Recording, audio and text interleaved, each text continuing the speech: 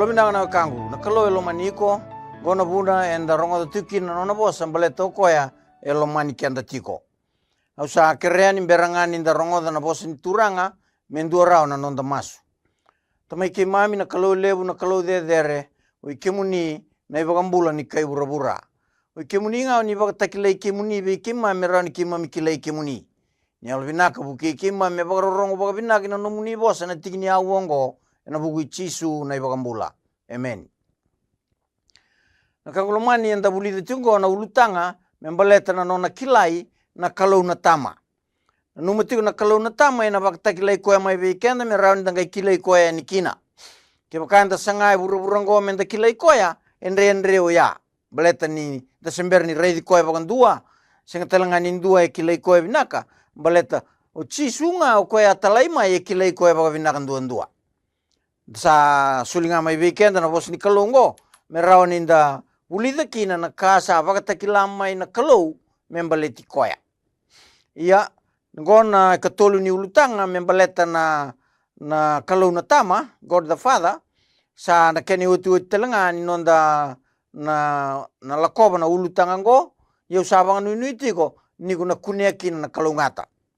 Ulutanga ngo e binakachi mena toreda na kalau ndaulo loma. God the Father, kalau daulo masoli, endau soli, endau soli anaka, baleta ni kalau daulo loma nga. Na kalau ndau soli, na kalau na tama. Enda na kunea na nonandau soli se nonandau loma soli, mai na tolu na banua.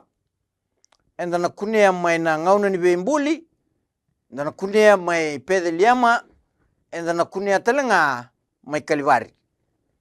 Na ka embaleti koya na kalau ndau soli. Daba soti e soli na kalau na tama enai bagatigebu ena ngauna ni bembuli. Sandara ni kilati ko so dua na kalau te rawa en dua na were merau ni tumbutu kina na bunkau na do weka kedea me ken rauka kana. Sulia na wai. Sulia telangana do, sulia na dangi, sulia na punkau, sulia na buana tangane, sulia kina na elewa, me nona isa. Ano na suli. Sulia telangana ideng nimbula. Sambau kilana kangu ngone mbuli kina tamata andavo tunan dango. Ndue ka vango na kalau ngai ngone sulia kina buana ideng nimbula kina uduna. Sulia buana kalau, sulia buana tamata na irengu ni loloma merau ni dingo makina na idengu ni mbula mai buana kalau membula rao kina na tamata. Iyo sandina. Kalau ndo loloma da kabaya. Gai sulia telanga o koya na ngalala ni baga tulewa. Koya ngalali baga tulewa tunga buana kalau, gai sulia tu buana tamata. Sulia telanga buana tamata na itabilebu mengarabatu kakedenga enona tu na kalau. Memang india takatu na kae enona tauke na tunga na kalau. Gasulia telanga buana kalungata ni bewekani. Watake na kalau, watake na bewekani, watake kuana nona i damba na tamata. Sulia buana mbula binaka ni baka sama na mbula binaka bagayango. Sulia telanga bua na na kaukawa merau ni bakatule wakina. Asa baga raida na kalau na kake dengan sambulia ngai volai asa binaka sara ana kai volai mai tenia mai na ngauna ni bembuli kake de bulia na kalau sabi na kasar bulia telanga na kalau na ngauna sulia berau on na singa ngon rau daga kina kene kabitu singa monrong garabia ukina balto ya na kalau ndo bembuli ana singa ni bodeu kabitu singa sember ni bisau dinangani tamata sangame besau taka ni kuah na kalau seng ndau besau na seng ni besau taka na itu ya. Alo matuanga ni ngarabi ko na kalau na tamamu, ngarabi ko na nona singa. Na dava na bu ni sa seng ni binaka sara na imbuli kedanga ni kuwa na buna wrong choice. Ding dala. Kalau sa sulit telanga berau na ibakasala. Rau kuni tarango singa rau tarakina rau ngai mati baga indina. Iya na dava besau taka tu na kake ngo na imbuli tale ni kalau wilkin na tamata Mesaya talangana tamata me mate na talainre kina vosa ni kalau. Na kangu nindu sa vakambulai koe o chisu vakambulai koe na kalau na vuku i chisu na tamatango sana vuke ko chisu me ka kua ni talainre are tiko. Balete ana lenga. Okay, sa deado mai sanda yado ena ngano ni bembuli. Rongoda na kangu na kalau na tama ndau soli. Sarui kalau vina kan dina na kalau na tama ni sembera ni tau na lewa wana tamata. Sa tau manda na lewa ni tamanda menda na mai vakambulai tale mai na nganga ni kawa ni lewa. Kei na lewa ni nruka wana ngata. Sembera ni tau na lewa ni bei batonaki me tau na lewa me sapa kasabitani mai na wero iteni na kalau sa tau darau manda na inui. Kangulomani sambo kila chiko na program go sena na vale ni TV go adana chiko na program ni nui. Yendi na varong tunga kina beleta kona kunia kina na nui bulan ni bulan go oya o Chisu Kristo ena maten tu ni kalau. Na ibagabutukana ni kena bagayadori na kena mai mbutunggangi na ulu ni ngata me mai wala taki kenda na kawa ni lewa. Ya o Chisu sambasi ka kina na loloma ni kalau na tama ena nona mai sudu na kalau mai liata mata na lubi ni kalau mai pede liama firada. Iyo. Na isol ni loloma dava solia na kalau na tama mai pede liama. Salan tengo na bela tibo en salai reida kina na kalau ndau loma solingo na kalau na tama. Na soli ni loloma dava solia na kalau na tama mai pede liama. Kena isau na soli lebun dua bei kenda na mata. Na ibagambula ni kai bura. Na kalau saranga sama tamata tu God man no Emmanuel. Rongo di Paula satu kuni Chisu ni sa kalau kayo koya asa bagan rabun taki koya ka kauto bua na itobo ni tamata ndau vengarabi asa daka me tauto wata keina tamata. Ia ni sa kune ni sa itobo wata keina tamata sabaga malu taki koya asa talera ro me mate io me mate ena kau velatai. Kangulomani vidana kai tungo Paula ni namai dakava o Chisu ena nona ala komai. Dua wakan rabun tai koya tapi bembasa ni van rabun tai koya. Koya butu ni utunga mai na bengau ne tau mundu mai tiku mga turanga loloma. Gai mai kau tuwa na itobo ni tamata ndau bengarabi. O koya ndau ngarabi tunga mai loma alangi. Iyango sama ndau bengarabi bura. Sadaka me tau wata keina tamata ni o koya kalunga.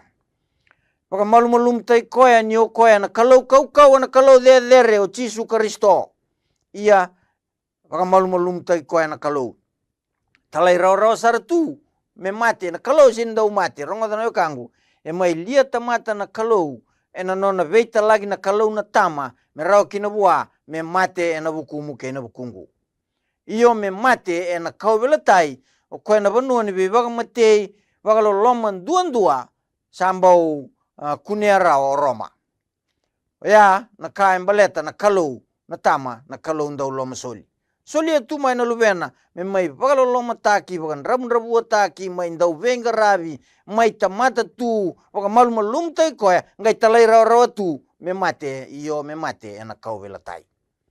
Nai soli de roya. Mai pedeliama mai sudukina o Chisu ena nona lomani kenda na kalau na tama. Keni katolu na soli de redava e kune mai kalibari. Na soli ni mate na lubi ni tamata me sema rawatale na vewe kani kei na vewe na kaditale ni kalau na tama kei kenda na tamata. Na soli ni mboko ni nondai vala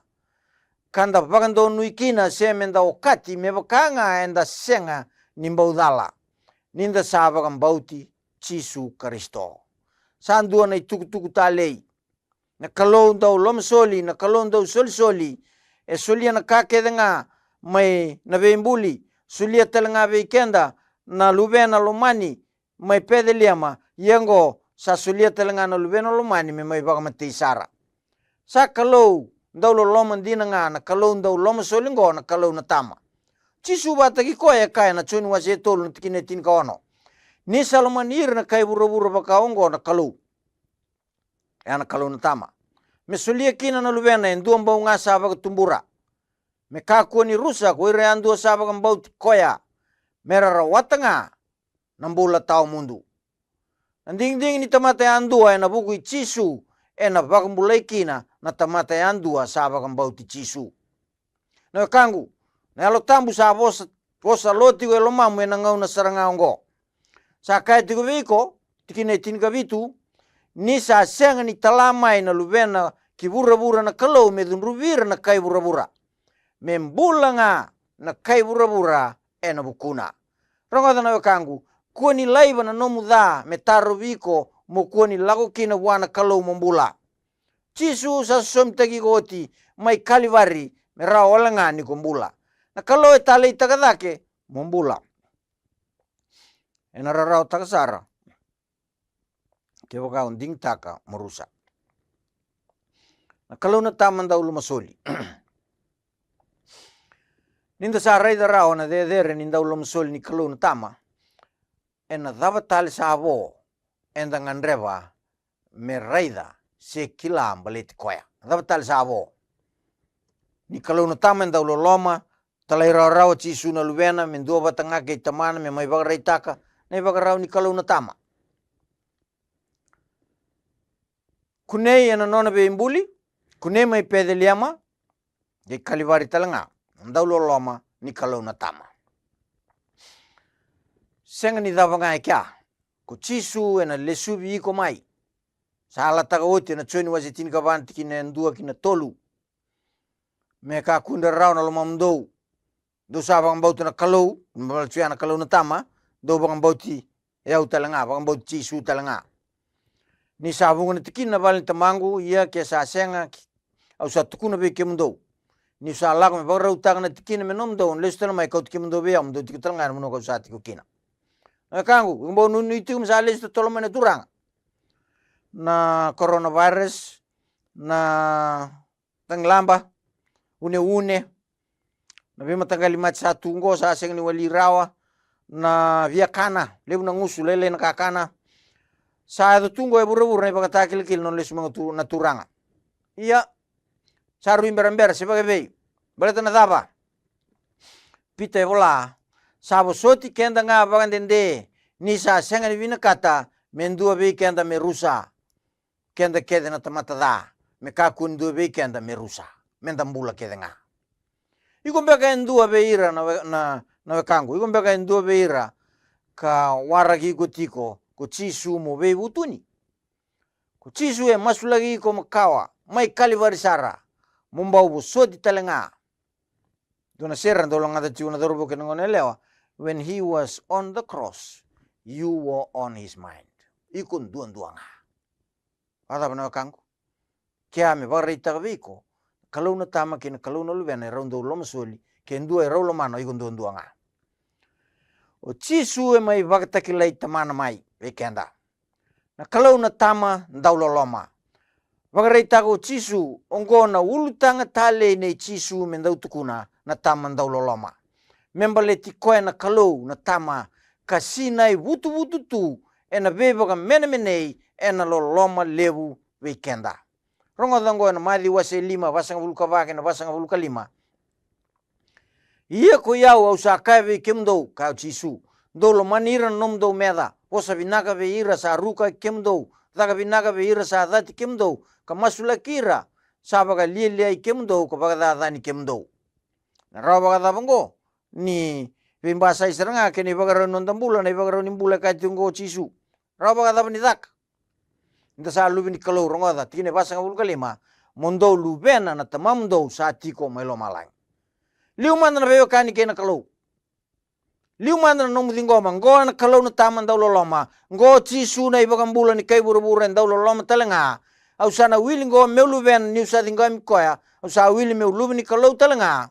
do lu ven manda na kalau na tamam do sa tiku mai loma langi sanga raunia do na ibaga rauni mbula koe kai tiku Jisu medaka ni sa baga dambe ko koya na nona mata ni singa ve ira na tamata da ke ira na tamata vinaka asa baga tauda mai na uda ve ira na tamata alon donu ke ira na tamata tau alon donu taruna kang raba kata bongko kilanga na kalau ke na nona daulo lama mo kilai koe vinaka tingo mi Jisu na luvena me rawa niko wili mo luvena na kalau na tamata lenga ninda sa wili rawa ena mata bubale enda nangai baga buli di ara tiko ena itobo ni bubale ko tukuni mai dake tobo ni bubale ba kalau ya oya na ndau loma soli ena da kaba weekenda na kalau me baga yau taki kenda ena yau nei baga roni bula ko sa ba kalau na lu kita le wase ono tolu lima ke na tolu ono ka vango ia mondo lo mani ira nom do me daka vinaka kasolia me tauri manda nindousa senga ni nuitaka mondo rawata tale endua naka ena lewu kina na kena isau ve ke mondo ian do nangai luve koya sa de sara ni sa loma soli ko koya ve ira sa senga ni baka vinaka kasa tamata da o no kang tale kenda keden tamata da na loloma ni kalungo e soli raramba tu ngai soli baga yau ngai tau mundu o koe mundo ngai yalo loloma meba kasa yalo loloma na tama mundo Jisu ngai kilei koe vinak ni sa baga takila rawa weekenda na loloma tale nei tamana sana o koe ya na ki rawa nindo lava na loma ni tamata me bebu tuni no kang lomani kukila na kalau kau a de sindu na kain rewa koe vanga taka na loloma duanga merawani bulakina na kautamata raba da wandu me bebu tuni me kilawale nga kadingoma na loloma ni kalau na buku Jisu Kristo ronga da romo se ruan tikine va katovango paula se ko sambe dambe kana nona loloma lebu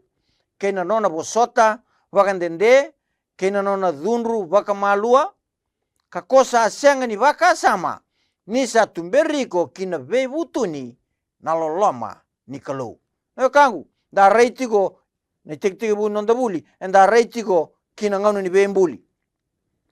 de sulia tikona ke mukakan ni kwa o de sulia tigo be gona wai o de sulia tigo be gona idengu ni mbula la ko tungore na garni udum sengali ni oko na kalau ndo bembuli iyo koe sa alta ka mo vanga taka na nomu ngalal ni baga tulewa raida rua na loloma ni kalau ke na dhunru ni kalau ni o raiti ko kalibare ve Jisu Kristo po soti ko tu baga dende iya ko enda dhunru baga telanga na bala da kana non ena da dhunru tu baga malua ko senga tiko nikila se vaka sama ni sa tumberi ko tiko kina ve butuni na loloma ungo ni kalau ko Jisu e vagareitaka na i vagarau ni loloma ni kalau na tama weekenda na tamata sese. Jesus reveals the Father. Na Luke wase tin kalima. Ko reida kina ni tiko kina e tolu na bosa bata tau bata me vagatakila o Jisu na kain baleti tamana kena nona rai weekenda enda tiko e burabura. Dua talonota ko Jisu na sipi e alie e lago sese na sipi. Tama na vuna e lago sese kin na sipi, baleta na sipi e senga ni kilai Jisu nga senga ni kilachu na bosa ni kalau. Sanga e sese tu na sipi, radau lago kachu na ngone, do na sipi sa ayali. E baka tao me vangangara,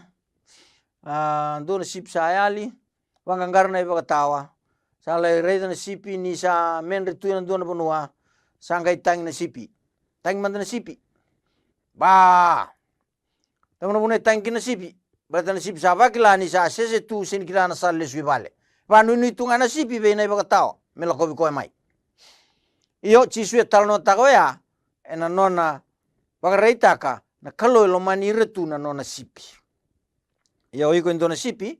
mo barrong wabina kina buli da katiko kati o Jisu dua tala na wasabatu tuwata membaleta na tikini siliva yali tungai lo mnivale vai lia tu ndo na yanda kilana dava na yanda kene bali ni tala nongo na yanda na lotu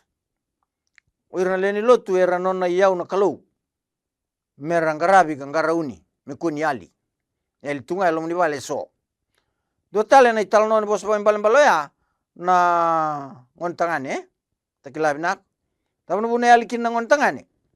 baleta nona yal kodo selfishness lay kena bos mbeka bai tau ke da bengalo bo wana moka se ninde donu me soli wana kan donu me non sakrea me soli wa bateni taman dau loloma taman soli wana ngalala yo ke lako kena nomu yau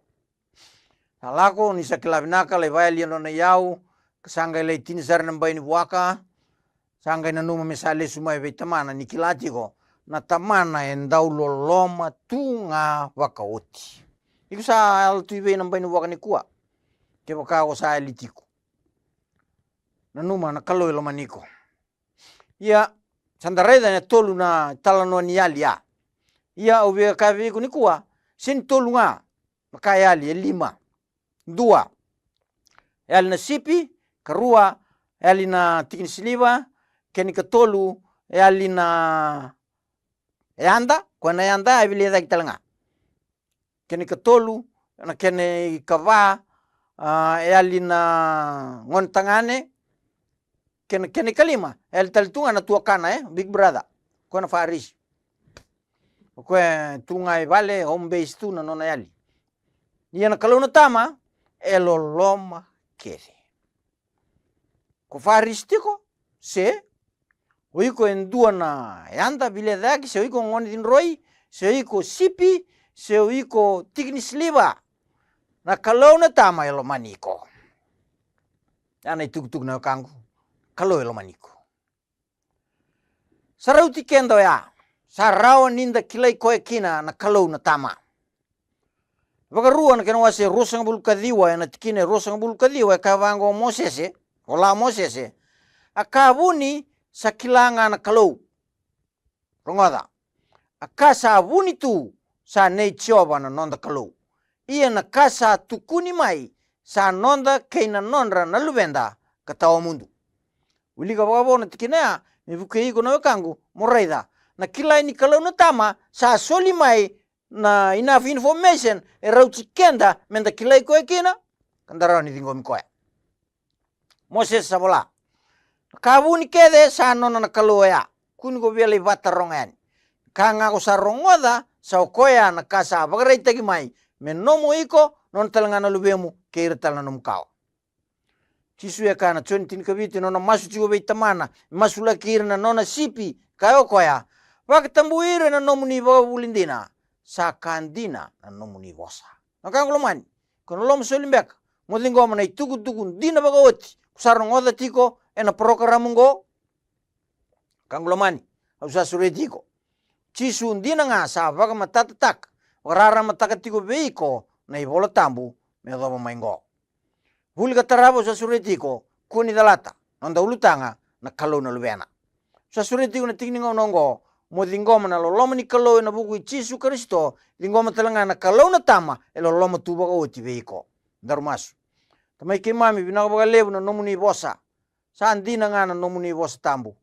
ke mami andu na barong tungo me ke mami mbula kan dingi taka me muri kemuni kalau mani kemuni na buku Jisu na nema mi soro kai baga mbula amen